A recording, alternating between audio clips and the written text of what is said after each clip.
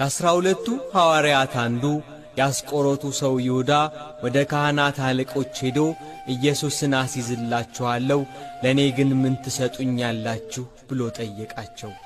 ደስ ብሏቸው 30 ብር ሊሰጡት ተዋዋሉ። ይሁዳ ከዚያን ጊዜ ጀምሮ የሚያስይዝበትን ምቹ ጊዜ ይፈልግ ነበር። ጌታችን ኢየሱስ ክርስቶስ ከአልዓዛር ቤት ወጥቶ እንዳስለመደ ሊጸልይ ወደ ደብረ ዘይት ሄደ። በእርሱ ምክንያት አይሁድ የአልዓዛርን ቤት እንዳያጠፉ ከአልዓዛር ቤት ወደ ጌቴሴማኒ ሄደ።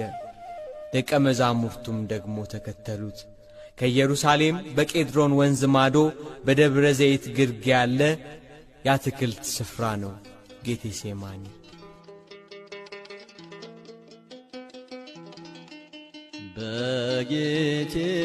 በጌቴሴማኒ በአትክልቱ ቦታ በጌቴሴማኒ